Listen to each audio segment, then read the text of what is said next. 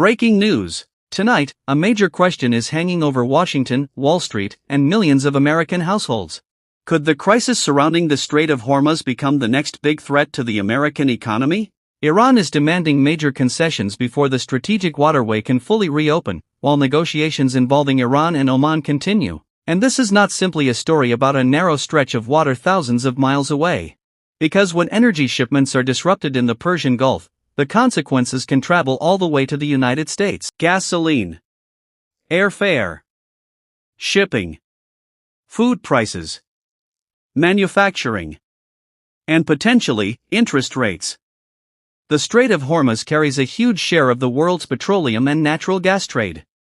That means any prolonged disruption can create a shock far beyond the Middle East. So tonight, we're breaking down what is happening, what Iran wants, why Washington is under pressure, and most importantly, what does all of this mean for the average American?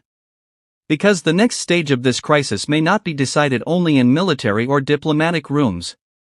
It could eventually show up at the gas pump, in grocery bills, and inside the broader American economy. What is happening in the Strait of Hormuz? Let's start with the location itself. The Strait of Hormuz sits between Iran and Oman and connects the Persian Gulf with the Gulf of Oman. Geographically, it is relatively narrow. Economically, however, it is enormous. A significant portion of the world's petroleum and liquefied natural gas trade moves through this corridor. Estimates commonly put the share of global petroleum flows at around 1/5. That is why the strait has become one of the world's most important strategic choke points. And in 2026, the situation became dramatically more complicated. Shipping through the area has been heavily disrupted, while governments and shipping companies have been trying to determine which vessels can safely transit. The United States is now facing a difficult balancing act. Washington wants the waterway functioning again. Iran wants concessions. Oman is involved in diplomatic efforts. And shipping companies want one thing above everything else: predictability. Because an oil tanker doesn't need to be physically destroyed for the market to panic. If companies believe that a route is dangerous, expensive, or unpredictable, they can simply avoid it. And when enough companies do that, prices can rise even before an actual shortage reaches American consumers. That is the first important point for Americans to understand. Markets react to risk before consumers see the final result. Iran's demands, why this is so difficult. According to recent reporting, Iran has linked the reopening of Hormuz to several demands involving the United States. Those demands include compensation related to wartime damage, changes involving U.S. military activity in the region, and guarantees concerning future confrontation. That creates an obvious problem for Washington. The United States wants the strait open. Iran wants political and economic concessions. Neither side wants to appear as though it backed down. And that is where negotiations become extremely difficult. Because reopening the strait is not simply a technical shipping decision. It has become part of a much larger argument about power. Who controls the security environment? Who determines which ships can pass? Who pays for the consequences of the conflict? And what guarantees can actually be trusted? Recent reports indicate that Iran and Oman have moved closer to an arrangement concerning shipping through the strait. But that does not necessarily mean the crisis is completely over. A temporary or limited shipping arrangement is very different from a full return to normal commercial traffic. And for American consumers, that distinction matters. Because oil markets don't just ask, "Is the strait technically open?" They ask, "Can ships move through it consistently, safely, and at a predictable cost?" Until the answer is yes, uncertainty remains. The first big impact: gas prices. Now let's bring this home. For most Americans, the most visible consequence of a Hormuz crisis is the price of gasoline. And there is a common misconception here. Some people may say, "America produces a lot of oil. Why should a crisis in the Middle East affect us?" The answer is simple. Oil is traded in a global market. American producers are part of that global market. American consumers are part of that global market. So even if a particular barrel of oil is produced inside the United States, the price can still be influenced by global supply and demand. During the 2026 crisis, U.S. lawmakers and analysts warned that disruptions around Hormuz were already contributing to higher energy costs. One congressional document estimated that average gasoline prices had approached $4.50 per gallon by early May, although gasoline prices can move considerably as global conditions change. And this is where the story becomes important for families. Imagine you're commuting to work. You drive an SUV. You have a long commute. Or you're a small business owner who depends on delivery vehicles. Even a relatively small increase in fuel prices can become a noticeable monthly expense. But gasoline is only the beginning. Why higher oil prices don't stop at the gas station? Oil is not just something Americans put into cars. It is an input into an enormous part of the economy. Transportation depends on energy. Trucking depends on fuel. Airlines depend on fuel. Shipping depends on fuel. Manufacturing depends on energy. And petroleum-based products are used throughout modern industry. So when energy becomes more expensive, businesses have a choice. They can absorb the additional cost. Or they can pass some of it on to consumers. And many businesses eventually have to do the second. That can create what economists call a second-round effect. The first shock is energy. The next shock is transportation. Then logistics. Then production. And eventually, consumers can see higher prices in places that don't appear connected to the Middle East at all. A package delivered to your home doesn't have an Iranian flag on it. A carton of food in a supermarket doesn't say Strait of Hormuz. But the transportation network behind those products is connected to global energy markets. That is why the Hormuz crisis matters. The big question: could this push inflation higher? Now we reach the economic question that Washington is watching closely. Inflation. If energy prices rise sharply and remain elevated, that can put upward pressure on the cost of living. The concern is not necessarily that every product suddenly becomes dramatically more expensive.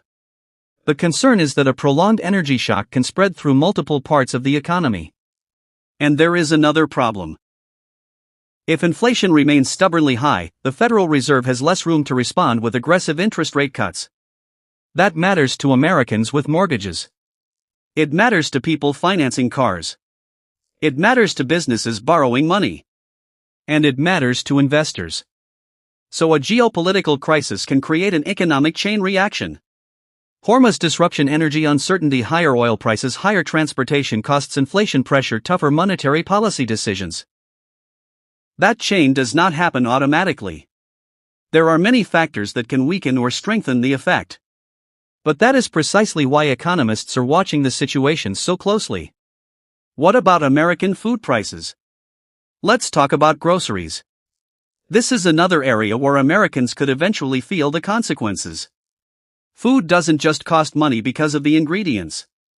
There is a massive transportation and logistics system behind every supermarket. Farm equipment requires energy. Trucks require fuel. Warehouses require power. Refrigeration requires electricity. Food distribution requires transportation. And companies have to move products across enormous distances. So if energy costs rise and stay elevated, food companies may face higher operating expenses. That doesn't mean a Hormuz crisis automatically causes a grocery price explosion. But it creates another inflationary pressure at exactly the wrong time. For families already dealing with the cost of living, even moderate additional pressure can matter. And that is why this crisis has become much more than a foreign policy story. It is increasingly an economic story. Air travel and shipping. There is another area Americans may notice. Travel. Airlines are highly sensitive to fuel costs. When jet fuel becomes more expensive, airlines have to decide how much of that additional expense they can absorb. Sometimes that can influence ticket prices. Sometimes it can affect routes, schedules, or profitability. And then there is shipping. The modern American economy depends heavily on international supply chains. If ships have to take longer routes, wait for clearance, pay higher insurance costs, or deal with unpredictable conditions, transportation becomes more expensive. And time is money. A container sitting in the wrong location is not just a shipping problem. it can become a business problem. And if enough businesses face the same problem, it becomes an economic problem. This is why financial markets often react to geopolitical developments before the average consumer sees anything different. Investors are trying to predict what happens next. Why the United States is under pressure. So what does Washington actually want? At the most basic level, the United States wants stability. A functioning maritime corridor. Predictable energy markets. And a diplomatic arrangement that does not require Washington to accept terms it considers unacceptable. That creates a difficult equation. If the United States pushes too hard, the risk of escalation can increase. If Washington gives too much, it could face criticism that Iran was rewarded for maintaining pressure on a critical shipping route. And if negotiations drag on, markets can remain nervous. President Trump therefore faces a classic foreign policy dilemma. How do you get the economic result you want without creating a larger conflict? That question is especially important because the economic consequences are not confined to one state. They could affect Americans across the country: California, Texas, Florida, New York, Ohio, Michigan, Arizona. Every state has businesses and consumers connected to national and global energy markets. Could the strait reopen soon? This is where we need to separate confirmed developments from speculation. There are signs of diplomatic progress. Iran and Oman have been involved in discussions over managing maritime traffic. Recent reporting indicates that an arrangement may allow certain commercial shipping movements under specific conditions. But a negotiated arrangement is not the same thing as complete normalization. Shipping companies will want evidence. They will want reliable procedures. They will want security. And they will want insurers to believe that the route is commercially viable. So even if diplomats announce an agreement, the market may take time to fully trust it. That is why the next few days and weeks could be extremely important. Watch the actual movement of commercial vessels. Watch insurance costs. Watch crude oil prices. Watch official statements from Washington, Tehran, and Muscat. And watch whether the number of ships moving through the corridor consistently increases. Those indicators may tell us more than political headlines alone. 3 scenarios for America. So let's look at 3 possible scenarios. Scenario 1, a genuine reopening. If shipping returns toward normal levels and the market becomes confident that the corridor is secure, energy prices could come under downward pressure. That would be the best-case economic outcome for American consumers. Lower fuel pressure. Lower transportation pressure. And potentially less inflationary stress. Scenario 2, a limited reopening. This is more complicated. Some vessels move. Others remain restricted. Rules remain uncertain. Shipping companies continue to price in risk. In that situation, the crisis may become less severe without completely disappearing. Americans could still face elevated energy costs. Scenario 3, negotiations collapse. This is the scenario markets would likely fear most. If diplomatic efforts fail and disruption continues, traders could price in a longer period of supply uncertainty. That could put renewed upward pressure on oil. And if oil rises significantly and stays high, the effects could spread throughout the American economy. Again, these are scenarios, not predictions. Nobody knows exactly which path will happen. What Americans should watch next. So what should Americans watch? Not just the headlines. Watch 5 things. First, gasoline prices. If crude prices rise, consumers may eventually see the effect at the pump. Second, commercial shipping activity. The real test of reopening is whether vessels consistently move through the strait. Third, oil prices. Global crude benchmarks are one of the clearest signals of how markets perceive the crisis. Fourth, inflation data. If energy costs remain elevated, economists will watch whether the impact begins appearing more broadly. And fifth, diplomatic statements. The most important question is whether Iran, Oman, and the United States can create an arrangement that shipping companies actually trust. Because a paper agreement is one thing. A functioning global shipping route is another. Final, what this means for Americans. And that brings us back to the question we started with. Why should Americans care about the Strait of Hormuz? Because in the modern economy, geography does not isolate economic consequences. A crisis in a narrow waterway can influence a global commodity. A global commodity can influence American businesses can influence consumer prices. And consumer prices can influence household budgets. The good news is that diplomatic movement is still possible. Iran and Oman have been working toward arrangements concerning the strait, and Washington remains deeply focused on reopening the route. But the situation remains fragile. The central question is no longer simply whether the strait can reopen.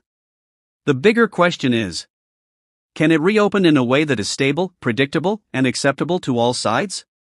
Because if that happens, one of the biggest economic risks facing global energy markets could begin to ease. But if negotiations fail and disruption continues, Americans may feel the consequences far beyond the Middle East. At the gas pump.in, transportation.in, travel.in, business costs. And potentially in the broader cost of living. For now, the world is watching the Strait of Hormuz, and Washington is watching Tehran. The next move could determine whether this crisis begins to cool, or becomes an even bigger economic story for America. This is a developing situation, and we will continue to follow the latest verified developments. Thanks for watching.